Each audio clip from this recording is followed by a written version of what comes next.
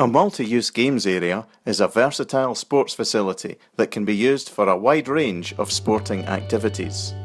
After years of work, the Committee of North Queensferry Community Centre have secured full planning permission and funding to create a purpose-built games area to accommodate tennis, netball, basketball, football and hockey.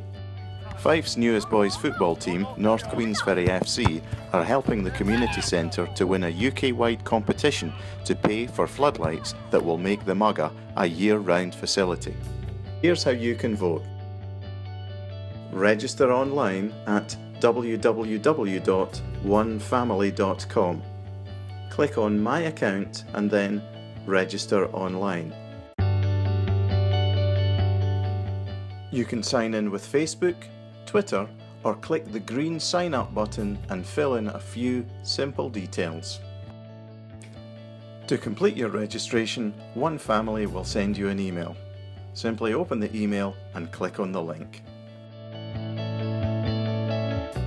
Click Vote Now to see the list of all eligible projects.